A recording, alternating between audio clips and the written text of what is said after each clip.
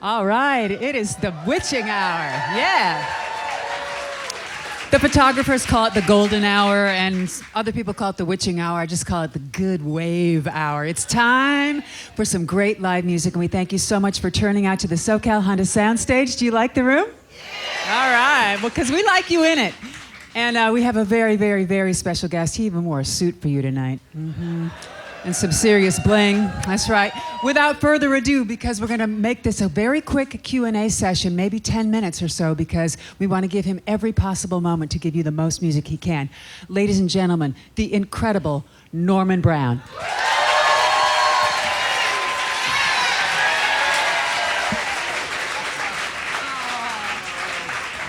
As John Legend would say, it's going to be a good night. Greg Mack, stand up. Greg Mack in the house. Yeah, he needs no introduction either. And Ralph Stewart here, he is the program director of 94.7 The Wave. And Norman, we're going to impress you right now with our audience because they are our family and they know this very well. 94.7 The Wave. They can all back you up. In tune and everything. Yes, that's beautiful. All right, Norman, let's get cracking because I have so many questions for you. Beautiful. Good evening, everyone. How are you tonight? Thank you so much for the love you've shown all over these years, and I just look forward to the continued connection. And I work very hard for you now. I just want you to know that. All right, now Ralph Stewart was telling me about a Mojazz signing party. You were the first artist on the Mojazz label, which is part of Motown. Tell us about that party where they helicoptered you in. Oh, that was a beautiful thing. So we had this release party. Mojazz, they signed me to Motown. There was no Mojazz yet. Steve McKeever, vice president of Motown, had this idea. He wanted to start a jazz label. Norman Connors, who had been shopping my demo tape for like 2 years, and this was the last company. Everybody else said, "Ooh, he sounds like George Benson. Sounds too much like George Benson." He stole George Benson's style. I could not get a record deal. So he finds this guy, Steve McKeever, who works for Motown, wanted to start a jazz label. Brought him to this little club, Bon Appetit, in Westwood I was playing at one night. And Steve said, "Man, I hear George, but you got your own thing going." And so he signed me to Motown. And in the process of making this record, they were putting this label together. There was no name or anything yet. And by the time we finished the record, they had the Mojazz label in place. And they called it More Than Jazz, right? So they launched this label by throwing this big, huge party at Santa Monica Airport. Rented out this hangar. And at the time, I think it was about 5 or 6 of us artists. Myself, Norman Connors, I think Wayman Tisdale was there, a couple others, right? Wayman Tisdale, let's give some love. Yes. So what they did was they pulled us out. I was the featured performer. So they pulled us out in the back, put us in these helicopters, one at a time. We flew across the airport and into this hangar, into this big crowd. Introducing Mojazz recording artist, Norman Brown. And I get out of the helicopter and swagger. It was wonderful, man. It was really wonderful. Billy D. Williams hosted this thing. It was incredible. It really was. So that was the start of my career. Wow. We're talking about the 90s where so much happened. What was that magic thing that was in the music in the 90s, Norman? You know what? You know that movie Tom Hanks made called That Thing That You Do? You know, there's a magic that happens in that because you got to think about it. Like, we reach down into the dark, into this space where you can't see anything, right? And we reach in there and we grab these ideas and we bring them out and manifest them into a form where we can hear it. So it's really magic. It genuinely is magic. And so it's manifesting something from nothing, right? And it turns out to be Lydian. Take Me There, those songs. So it's really a magical thing. And I tell you, that has an effect on us beings as artists. We're a little eccentric. It takes a little getting used to be around us 24/7. But you got to understand, we're dealing with invisible forces, as I like to call them. Well, you're very spiritual and metaphysical. Yes, I am. I'm a spirit being, just like all of us here. There's two parts to our being. One part is the human vessel. The other part is that light shining in your eye, this thing right here, right? Something is alive in there. There's an energy. And that's what we call the spirit. And, my knowing is that we come here to the planet, this lifetime, to develop that. And we learn these lessons because we are the vessels of God on earth. We're here so that God can have experience. Think about it. In the beginning, there was only God, right? All by itself, this supreme being, this super energy, super intelligence, two parts, existing by itself. And it said to itself, wow, I can do anything, think of anything, but I have no one to talk to. I want to experience. So what's good is it to have all this power and intelligence and do nothing with it. So God said, I know what I'm going to do. I'm going to bust myself up into trillions of pieces, and then I'll get to have experience and dwell into that. And man is interesting because he set us apart. We have what you call the free will. Now, God had to have a way to use its powers to create, right, and decide. So we have free will. So on earth, we are at the top of the chain. That's the way I see it. When you go to Africa, you kind of think you're in the middle of the chain, though, because you love that lion is a lot smarter than I am. That's because it follows its instincts. It's so much easier to just follow your instincts. The animals cooperate. They do. You're absolutely right. The tree, it cooperates, right? The earth, it cooperates. The sun cooperates. Man, well, we get to choose. We get to have a choice in this matter. So, and as the Egyptians say, there's something called Heru. Heru, the hero, the one, the son, right? That's what they call the free will. So my name is Heru. I'm your free will. Born on the powder net of root of Anu, the tree of life in you. You're born free. You're born in divinity. See? With the power to choose and decide life for yourself. Divine choices are mine, right? That's Move from over, the Gil new Scott record. Heron, yeah. Didn't know you'd be getting that tonight, did you, huh? So come and take a walk with me in the garden of peace. As we walk, we talk, we see. It's a beautiful space, beginning place. We all come from there. It's home to our Ser, the king. The king lives there. The power of peace in the nature in me was born there. And it goes on and on and on. But the new album is called The Highest Act of Love, and that's what it's all about, us becoming the vessels of God on earth. One of the highest acts of love you can have is to have a couple of kids, and you've done that 6 times. Yeah, man. I have 7 children, 4 boys and 3 girls, and 7 grandchildren. And your daughters got the gene, didn't they? Absolutely. My 3 girls, top of the tree is Lanika. Lanika wrote 2 of the songs on the current album, Let It Go With Me, Conversations, and Living Out Your Destiny. Now, she had the girls in the kitchen one day, and they had singing this harmony. And I said, ooh, I love that. Come down to the basement and give me that. So they recorded that hook, and I wrote around it.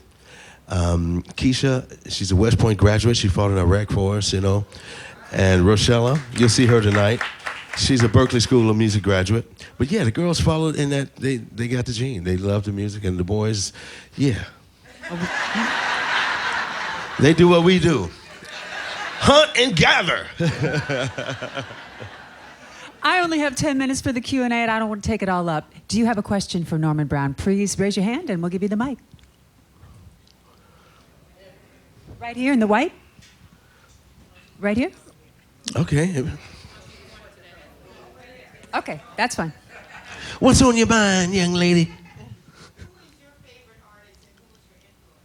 My influences were, it started with, I heard, well, actually my brother. I saw my brother playing the guitar in the living room one day, and I just lost my mind. And I would sneak and go play it every time he'd leave. He was a teenager. He busted me about a year later, and he says, man, I didn't know you wanted to play. Play me something. I was playing a little Jimi Hendrix. He said, you can play it anytime you want to play it, and went to bed. But he talked my father into getting me a guitar, and eventually grew up, got a good job, and bought me my very first real guitar, Les Paul. So that was my first influence, right? But Jimi Hendrix was the first guitarist that I tried to emulate, and man, he had it screaming and hollering. It was just incredible. My father said, I see you serious about the guitar. Come to the basement.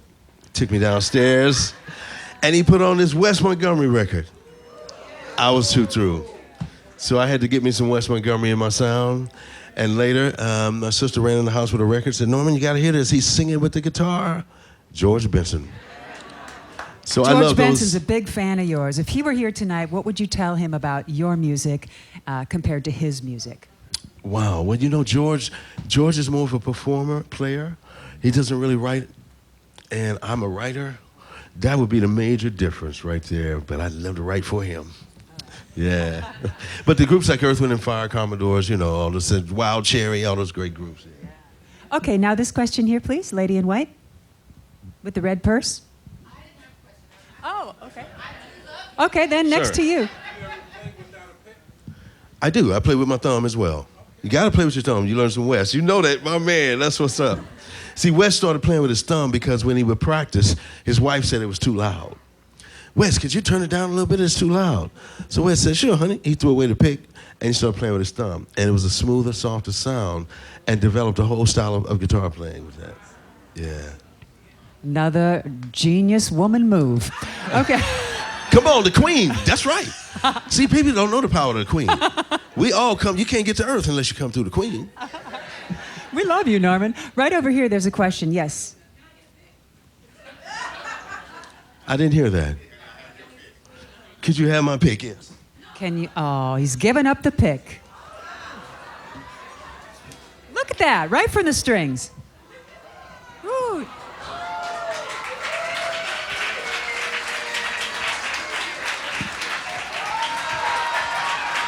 Woo, baby. And that's why you got up this morning, right? We have another question right here. Yes, sir.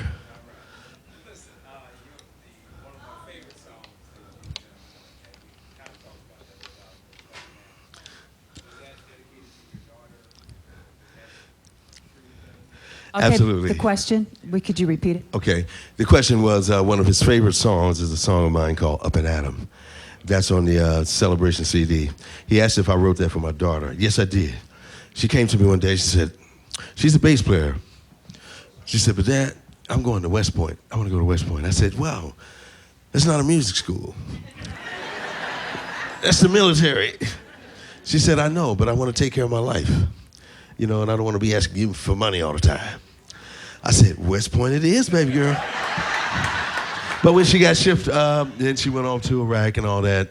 So, yeah, I wrote this song. I said, well, sweetheart, you have to be up and at 'em about this. She's like a slow pace herself person. And so I wrote that song for her, Up and at 'em. Get used to it. Yeah. We have time for one more question. Who's it going to be? Right here.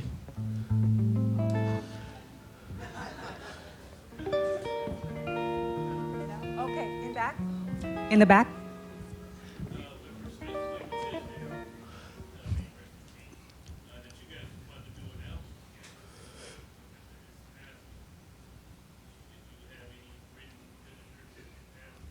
Well, actually, we were going to do a tour together.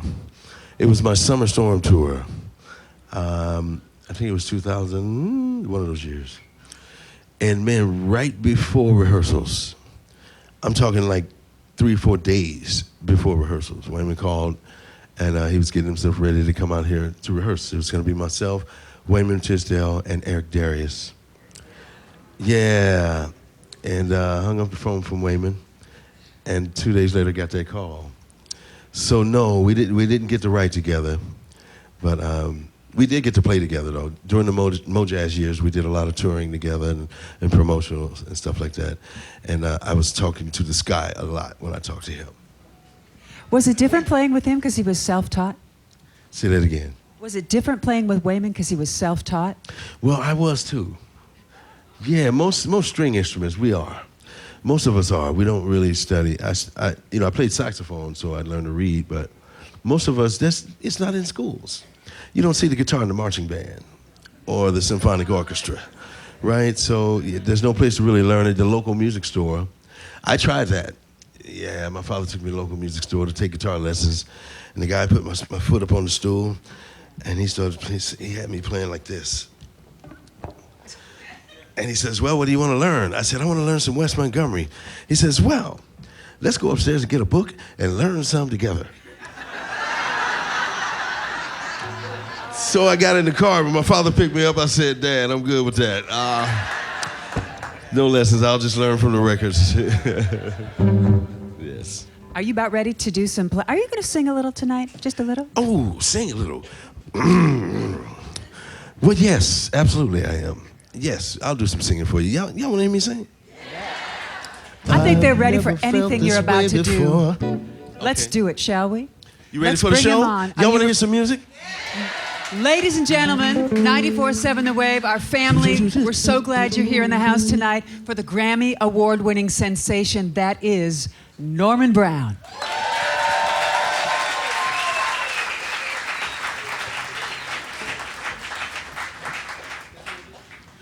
Ladies and gentlemen, please welcome to the stage, on drums, it's my godson here. I used to be cute like that when I was that young. Ain't he fine? Look at him, y'all. That's LJ, the real